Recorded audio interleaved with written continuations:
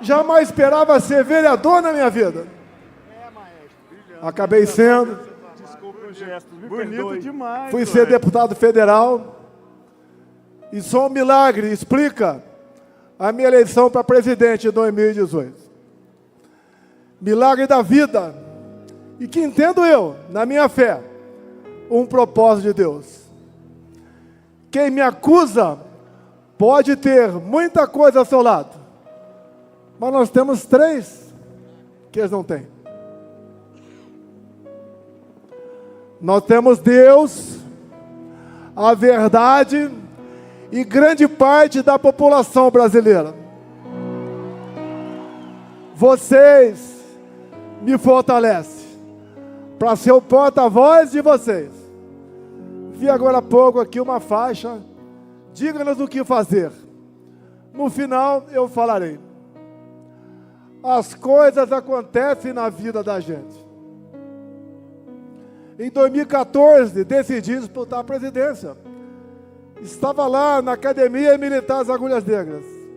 Está no YouTube. Ali eu falei o que aconteceria ao longo dos próximos 4 anos. A sobrevivência em Juiz de Fora. A eleição. Depois, vocês não imaginam a coragem, Tarcísio, para você convidar e as pessoas aceitarem a ser seu ministro. As pessoas ocuparem funções em bancos oficiais e também nas estatais.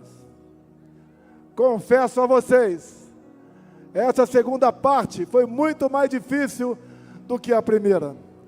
Mas ficou uma marca no meio de vocês, que o Brasil tem jeito. É só não roubar, que a gente vai para frente. Na política, ô Satir, é você aprender a dizer não, e não sempre sim. Jamais poderia eu imaginar que um dia estaria falando para um grande público sobre justiça, anistia, direitos, perspectiva, futuro do seu país. O que aconteceu? Por muito tempo, deixamos de lado a política. Sempre dizíamos que os políticos eram todos iguais. E as cadeiras vazias foram ocupadas com este pessoal da esquerda que está aí. Em 2018, quem decidiu a eleição foi esse cara aqui.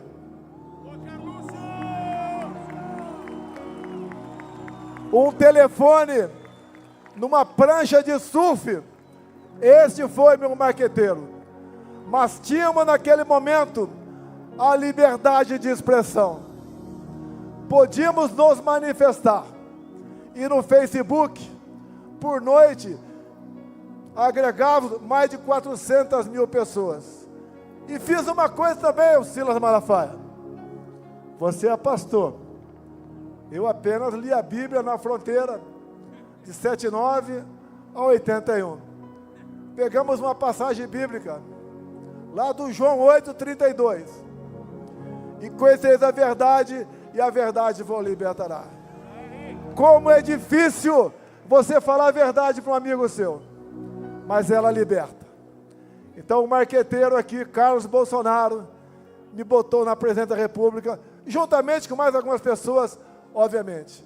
Mas ele foi o cérebro, foi a minha espinha. Ao longo de 4 anos, enfrentamos pandemia, uma guerra lá fora, uma tragédia de Brumadinho, uma crise hídrica de 21, mas nós vencemos tudo isso. Eu ali falei para vocês a importância da liberdade. Comprei 600 milhões de doses de vacina, mas falei, eu não vou tomar.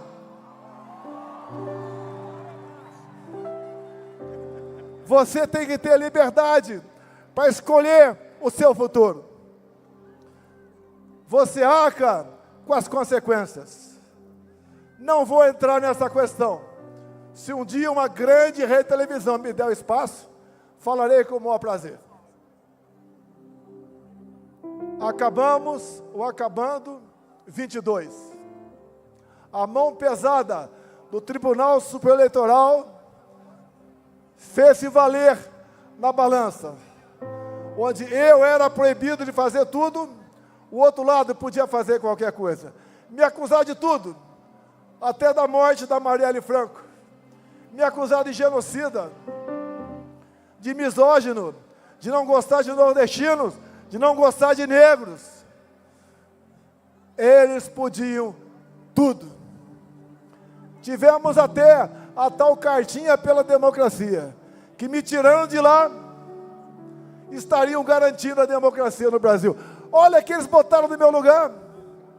Se fala em golpe, quem tirou o cara da cadeia? Quem o descondenou? Quem botou a mão pesada na balança do TSE? Quem o colocou na presidência da República para pagar vexame agora? Como acabamos de ver, a Embraer perdendo um contrato de 15 bilhões de reais. Uma empresa outra. Porque na Rússia estava ao lado de ditadores e criminosos de guerra o atual presidente do Brasil. Outras consequências virão quando Lula assume telado no conflito Irã-Israel. Ele ficou do lado do Irã, aquele país que é a bomba atômica, para varrer Israel do mapa. Outras consequências, infelizmente, virão contra nós. 2022 foi triste. Arrastava milhões de pessoas pelo Brasil.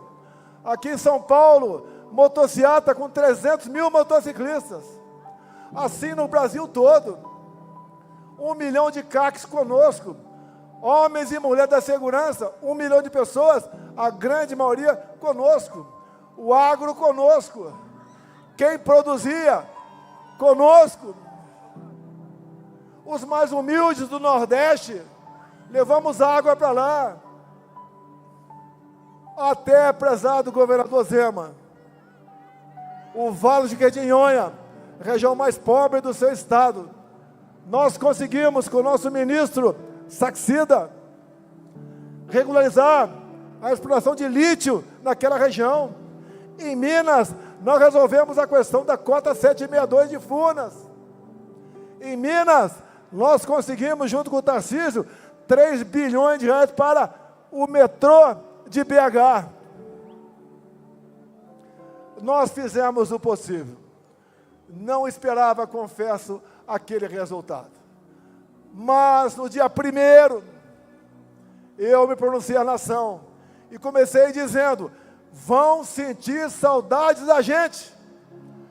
Você só sente saudades quando alguém vai embora. Ali eu anunciei que estava indo embora. Falei também que nós não somos iguais à esquerda. Nós respeitamos a Constituição, a família. Falei muita coisa. Numa cadeia, num grupo enorme de jornalistas. No dia seguinte, o Brasil estava parado, com quase 1000 pontos de estrangulamento de caminhoneiros. Eu tive a humildade de fazer um vídeo e pedir aos caminhoneiros para que desobstruíssem as pistas, porque o Brasil pagaria um preço muito alto no tocante à economia. Se eu quisesse o tumulto, o momento seria a partir daquele, com a boa vontade dos caminhoneiros. Ato contínuo, a pedido do atual mandatário.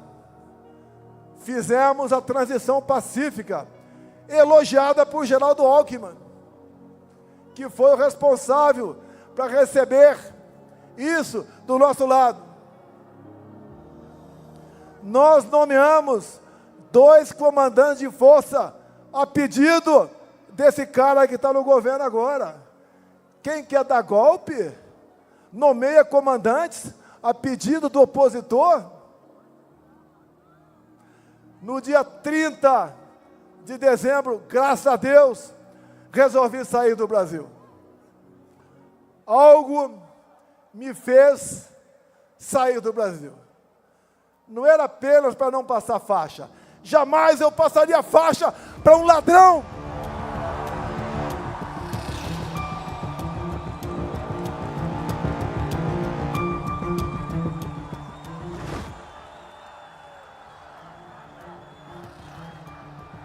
Jamais passaria faixa para um ladrão.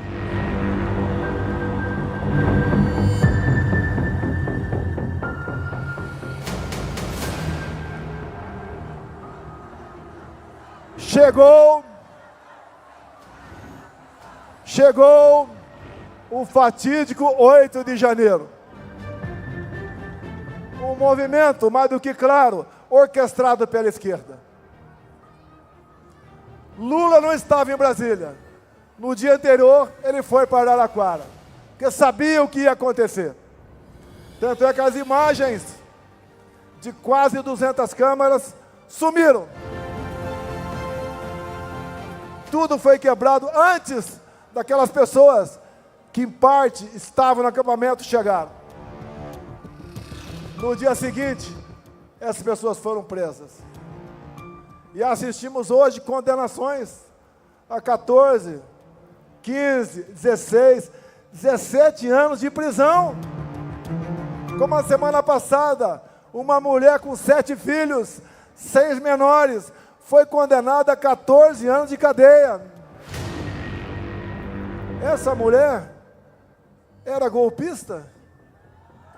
Como a Débora, que seus familiares estão aqui agora. Por Maria foi confirmado 14 anos de cadeia, ela com 2 filhos pequenos. Isso não é justiça, é uma brutal injustiça. Por isso nós lutamos por anistia, que é um remédio previsto na Constituição, de iniciativa própria do Parlamento brasileiro, independentemente de qualquer um dos outros 2 poderes. É o caminho da pacificação. E quem colabora com ela, mesmo sendo algoz, concordando, é um gesto de altruísmo. Nós esperamos que essa anistia tenha o apoio dos outros 2 poderes, além do poder legislativo. Nós podemos mudar o destino do Brasil. Nós podemos trazer a pacificação. Se alguém aqui agora está reclamando da sua vida, lembre-se que pessoas iguais a você, inocentes, humildes, mães, pais, avós, agora estão olhando para cima e vendo um concreto numa penitenciária. Quem está preso e deve alguma coisa, sente. Agora, quem está preso e nada deve, isso é uma tortura. Isso é um crime que, tenho certeza, para quem acredita, não terá perdão no dia do juízo final. Alguns acham que são imortais, mas o dia de todos nós chegará. Dizer a vocês que esses que estão sendo condenados, quais acusações? Tentativa armada de sublevar o Estado Democrático. Que arma foi apreendida? Busquem as polícias legislativas da Câmara e do Senado. Nenhuma arma foi apreendida, a não ser um estilingue com algumas bolinhas de gude. Que tentativa armada é essa? Golpe de Estado, 8 de janeiro, com idosos, com mulheres, com mães, com bandeira nas costas, com a Bíblia embaixo do braço. Golpe se dá com forças armadas, com armamento, com o núcleo financeiro, com o núcleo político, com apoio de instituições, inclusive fora do Brasil. Que golpe é esse, meu Deus do céu? Onde, inclusive, o atual ministro da Defesa, José Múcio, disse há poucos meses, no programa Roda Viva, que 8 de janeiro não foi golpe. Mais ainda, 2 outros ex-ministros da Defesa falaram a mesma coisa. Nelson Jobim e Aldo Rebelo. Mais ainda, José Sarney falou a mesma coisa. E poderia aqui dizer o mesmo para quem está no carro de som. Se fosse uma tentativa de golpe, vocês não estariam aqui. E nós queremos justiça, queremos pacificação, queremos o bem do nosso país. E agora, para atender uma pessoa da faixa aqui agora, o que fazer? O ano que vem temos eleições. Aqui não é um carro para comício, é um carro para nós dizermos a verdade. Essa verdade que está lá em João 8,32. Se nós queremos que o nosso time seja campeão, nós temos que investir. Nós temos que acreditar. Nós temos que entender que as coisas não acontecem de uma hora para outra. Quantos aqui demoraram um tempão para conquistar sua amada ou seu amado? E depois valeu a pena o sacrifício. Dizia a vocês, não interessa onde eu esteja, não interessa a covardia que porventura façam comigo, porque eu tenho a certeza que o objetivo final não é prender, é eliminar. Logicamente não quero ser preso e nem morto, mas não posso fugir da minha responsabilidade, não posso fugir da verdade, não posso fugir da minha palavra para com vocês. E digo, estaria muito bem se estivesse do outro lado, mas não estou. Estou do lado de Deus, pátria, família e liberdade. Se vocês me derem, por ocasião das eleições do ano que vem, 50% da Câmara e 50% do Senado, eu mudo o destino do Brasil. Tarcísio, quando eu falo isso, tem outros 50% para o republicano, para o PSD, para o PP, o MDB, União Brasil.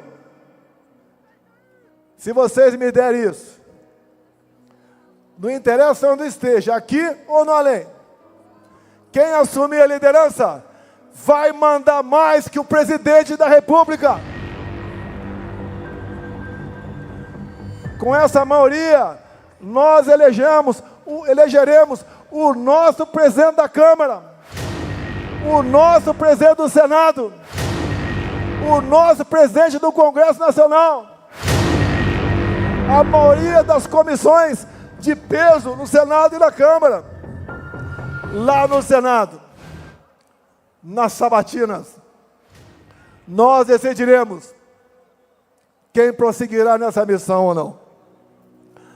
Nós indicaremos os integrantes das agências. Nós escolheremos, e não o presidente do Banco Central e todo o seu secretariado. Nós seremos os responsáveis pelo destino do Brasil. E dou um recado, não quero isso para perseguir quem quer que seja. Não quero isso para revanchismo. Eu quero isso pelo futuro do meu Brasil. Não tenho obsessão pelo poder. Eu tenho uma paixão pela minha pátria. Nós juntos, ao longo dos últimos 4 anos que estive na presidência, voltamos a vestir o verde e amarelo fora de época de Copa do Mundo. Voltamos a cantar o hino nacional com vibração. Voltamos a falar em família, célula da sociedade. Nos colocamos contra a ideologia de gênero.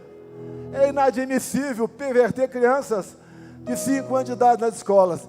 Esse aí, o grande patrimônio de todos nós, os nossos filhos. Nós entendemos o que é legítimo direito à defesa. Viram que o morte por arma de fogo diminuiu no meu governo. Todos passaram a ganhar comigo, do empresário ou mais humilde. Vocês não viram durante a pandemia onde muitos governadores e prefeitos pregaram ou fiquem em casa, a economia te vê depois, como nós demos auxílio emergencial, não houve um só saque a supermercado. Nenhum prefeito do Brasil ou do Nordeste atrasou a sua folha de pagamento, em especial o 13º. Atendemos a todos com dignidade. Aumentei em 1 ponto percentual o fundo de participação dos municípios. Levamos água para o Nordeste. Triplicamos o Bolsa Família, mostrando que quem porventura arranjasse um emprego, ainda ganharia mais R$200. O Brasil estava voando. Tivemos uma excepcional política externa, capitaneada, em especial, pelo Ministério da Agricultura, da Tereza Cristina. Comércio com o mundo todo. O Tarcísio, com apenas 7 bilhões por ano, fez milagre. A pequena, grande Tereza Cristina aqui. Obrigado por ter aceitado o meu convite. O Tarcísio fez milagre com 7 bilhões para a infraestrutura. E assim foram a maioria dos meus ministros. O Rogério Marinho, que não havia sido reeleito federal em 2018, levou água para o Nordeste e fez milhares de obras. Foi eleito senador na última eleições com uma vaga apenas. E agora, ele é o grande ídolo do Rio Grande do Norte. Lá, nas pesquisas, nós estamos na frente da esquerda. Lá em Alagoas, estamos na margem de erro com a esquerda. Na Bahia, uma perda enorme. Na Bahia do João Roma, uma perda enorme da esquerda. No tocante, a posição de aceitação. Nós temos como resolver o Brasil. Me permita repetir, me deem 50% da Câmara e 50% do Senado, que eu mudo o destino do Brasil. E digo mais, nem eu preciso ser presidente.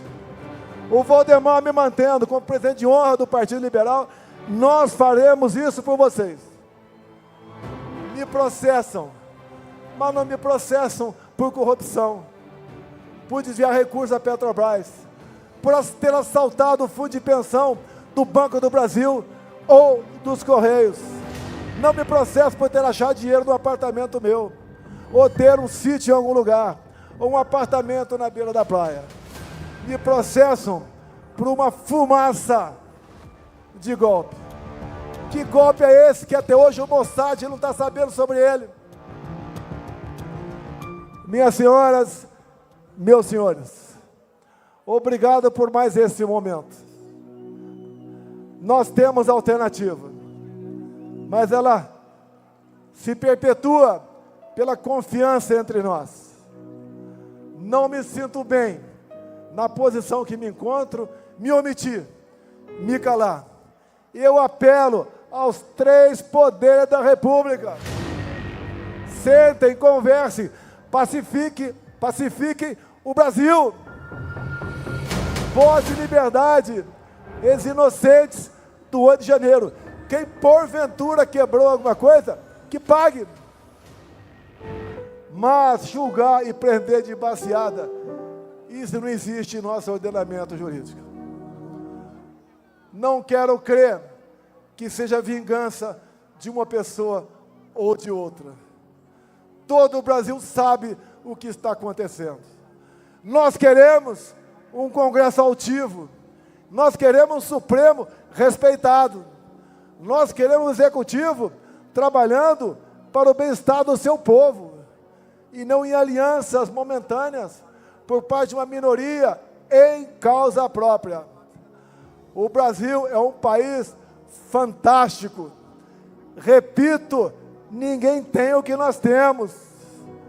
Quem tem uma biodiversidade como a nossa, terras agricultáveis como a nossa, belezas naturais, um povo amigo, as mulheres mais bonitas do mundo estão aqui no Brasil. Me desculpe os casados, mas eu sou casado com a mais bonita das bonitas. Nada como homem com seu coração apaixonado. E 3 Is. A todos vocês, muito obrigado por esse momento. Vamos nos preocupar com as eleições do ano que vem. Vamos mudar o destino do Brasil. Obrigado, São Paulo. Obrigado, Brasil. Brasil, acima de tudo. Brasil, acima de tudo.